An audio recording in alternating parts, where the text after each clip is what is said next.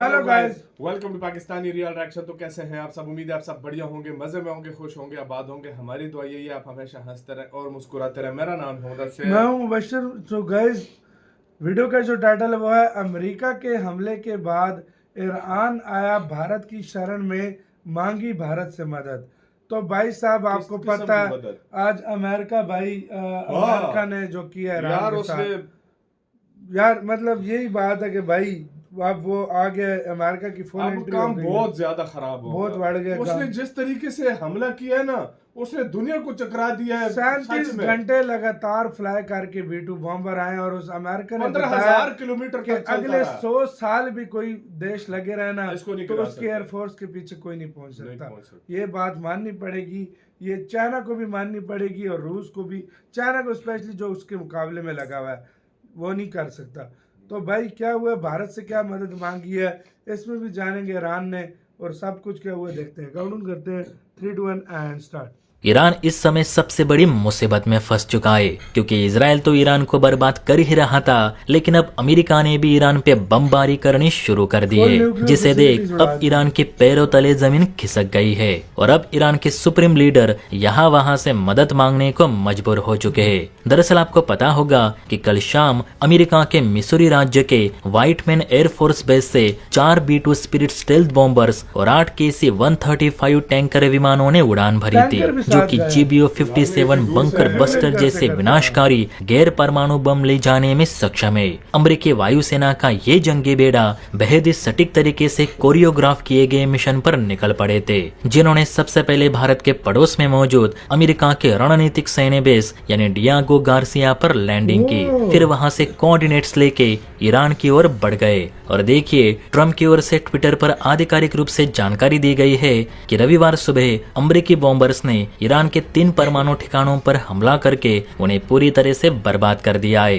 अमेरिकी राष्ट्रपति Donald Trump ने social media platform truth social पर इसकी घोषणा करते हुए ये लिखा कि हमने ईरान में 3 परमाणु स्थलों पर अपना सटीक सफल हमला पूरा कर लिया है। इस हमले के दौरान अमेरिकी बॉम्बर्स ने ईरान के फोर्डो, नतांज और इस्फहान परमाणु सुविधा केंद्रों को निशाना बनाया और अब अमेरिकी बॉम्बर्स ईरानी एयर स्पेस से सुरक्षित बाहर आ चुके हैं। एक अमेरिकी अधिकारी ने रॉयटर्स को पुष्टि करते हुए कहा कि इन हमलों में B2 स्टेल्थ बॉम्बर्स का ही मुख्य रूप से इस्तेमाल किया गया है, क्योंकि शुक्रवार की रात को मिसूरी में व्हाइटमैन एयरफोर्स बेस से कई B2 बॉम्बर्स को उड़ान भरते हुए और पश्चिम की ओर जाते देखा गया था। शनिवार तक इस जंगी बेड़े को प्रशांत महासागर के ऊपर उड़ते देखा गया। पहले बताया गया था कि ये बेड़ा गुआम बेस पर उतरने वाले हैं, लेकिन एक गुआम बेस के बजाय डियागो गार्सिया बेस पर चले गए। फिर वहां से उन्होंने ईरान की ओर उड़ान भरकर बमबारी शुरू कर दी। कहते हैं B2 spirit bombers massive ordnance penetrator ले जाने में सक्षम है, जो कि 30,000 पाउंड का बंकर बस्टर बम है, जिसे ईरान के फोर्टिफाइड फोर्डो जैसे जमीन में गहराई में दबे परमाणु ठिकानों को निशाना बनाने के लिए डिजाइन किया गया है। ये हथियार जमीन के अंदर गहराई में जाकर लक्ष्य को भेदने में माहिर होते हैं, इसीलिए इन्हें बंकर बस्टर बम भी कहा जाता है।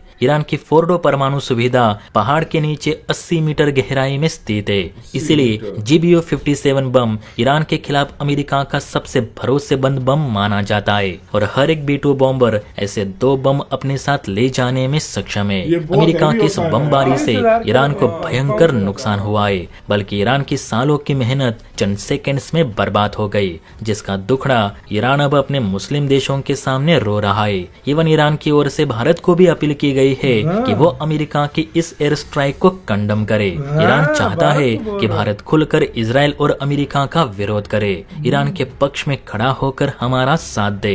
हालांकि आप सभी को पता है कि जब भी 2 देशों में लड़ाई झगड़े होते हैं तो भारत न्यूट्रल रहना ही पसंद करता है। यही भारत सरकार की पॉलिसी रही है। और वैसे भी जब भारत पाकिस्तान युद्ध जारी था तो ईरान कौन सा भारत के पक्ष में खड़ा था? उस वक्त तो इजराइल ही खुलकर भारत के साथ आया था। इस पर आपकी क्या राय है नीचे कमेंट करके बता सकते हैं। और हाँ, वीडियो अच्छी लगी हो तो बेल आइकन प्रेस करके चैनल को लाइक एंड सब्सक्राइब जरूर करें।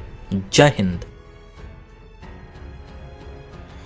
इसी के साथ यार मेरा मानना यही है कि भाई मेरे जब तक इजराइल था सारे देश बोलते, अब अमेरिका कूद गया, कोई भी नहीं बोलेगा। कोई नहीं बोलेगा, मैं गारंटी से शुरू आपको में किसी बताता ने हूं, नहीं करनी नहीं भाई। बोलेंगे भाई। वो अमेरिका है, सीधी सी बहुत बात। बहुत ऊपर से कहेंगे कि ये नहीं होना चाहिए, ये वो कोई सारा ये कुछ। भी नहीं बोलेगा। नहीं बोल सकते भाई। अभी और मैं- अगर वो ईरान से मदद मांग रहा है ना, इंडिया ने पहले ही कहा था भाई मैं न्यूट्रल हूँ, एक भी मेरा दोस्त है, दूसरा भी मेरा दोस्त है, मैं नहीं बोलूंगा। इंडिया तो शुरू से इंडिया न्यूट्रल तो है शुरू ना। से न्यूट्रल है भाई, उसका एक तरफ दोस्त सुबह कंट्री से है। एक देश बता दो जिसने कंडेम किया। कोई किसी ने भी नहीं किया, मैंने तो अभी तक नहीं रूस देखा। चीन ने किया, अभी तक तो अभी तक दोनों ने बयान नहीं आया, शायद उनकी आ अपनी जाए फटी तक। पड़ी है। तो यार भाई देखो, सीधी सी बात मैं करूंगा, दो टोक बात करूंगा, दोनों मिल के भी आ जाए ना रूस चीन, अमेरिका का मुकाबला अमेरिका नहीं का कर बाल भी बाका नहीं कर सकते, सकते। मैंने इतनी फटती है मैं उनकी। तुम्हें एक बात बताऊं, तुम क्या समझते हो कि इन्होंने कोई अपनी सैटेलाइट इमेज या कोई वो क्या कहते हैं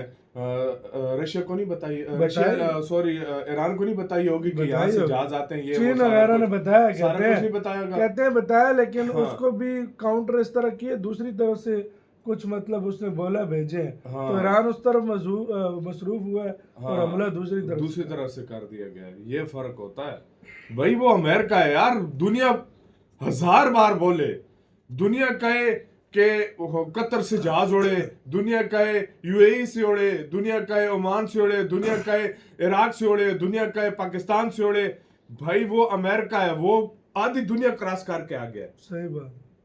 वो उसने उधर से ये बम्बर उड़ाए और आके वो अटैक कर गया। उसने सिर्फ ये बताया, अपने साथ 8 रिफ्यूलिंग वो लाया जहाज। उसने सिर्फ ये बताया कि पूरी मिडिल ईस्ट, पूरे एशिया मुझे अड्डे ना भी देना, मैं तब भी आपके लिए काफी। अड्डा लेने की उसको जरूरत ही नहीं है, उसने ऐसा काम किया है भाई। फिर वो सुपर पावर है, वो सुपर पावर है। जितने अगलों के और ये जितनी ईरान को 3 बार करो ना, तो जितनी उसकी जीडीपी है ना, मेरी नजर में बहुत गलत, मेरी नजर में बहुत गलत इस टाइम, ये टाइमिंग बहुत गलत है, गलत टाइमिंग है, बहुत गलत टाइमिंग है, नहीं करना चाहिए था। वॉर ये युद्ध रुकना चाहिए था, ना कि इस युद्ध को बढ़ना चाहिए था, ये नहीं होना चाहिए था। अब मुझसे लिख कर ले लो, ईरान ने अभी खबर आ रही है वो स्टेट ऑफ हॉर्मूज है कि पता नहीं क्या है, उसने कहा मैं बंद कर देता हूँ, जहाँ से ऑयल वगैरह शिपें ये बंद कर देगा, जाती है, ठीक है बंद कर देगा। बात सुनो, हाँ उसकी आगे शिपें उड़ा जाएगा अमेरिका। यार तुम समझ नहीं रहे हो क्या, सिर्फ शिप पे से ही होता है, उसके पास मिसाइल नहीं है। मिसाइलों से कर सकता है, बिल्कुल मिसाइल मारे जो शिप है उसको मिसाइल। ये बहुत खतरनाक काम है ये पूरी। और जो दुनिया में इन्फ्लेशन आएगी, जो छोटे कंट्री है, तुम्हारी सोच है, जो महंगाई का तूफान आएगा, और ऊपर से भारत को कह रहा है कंडेम कर, और इसमें इसके लपेटे में सबसे ज्यादा आएंगे अरब कंट्रीज, और वो तो आएंगे सबसे ज्यादा। भाई मैं कहता हूँ ना, अब भारत को कह रहा है कि भाई कंडेम कर।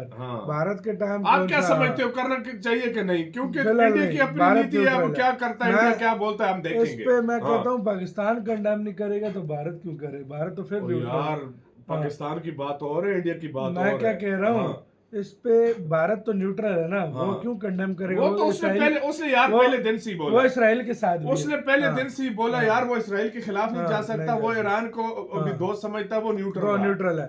इस पे पाकिस्तान कंडेम नहीं करेगा, इतना खौफ मचा है उसका। यार बड़े बड़े कंट्रीज नहीं करेंगे यार। हाँ, ईरान और चाइना की तरफ से बातें आ सकती है, बयान आ सकता है, बाकी मुझे नहीं लगता। आपकी क्या राय है बताना, अपना बहुत ज्यादा ख्याल रखना था।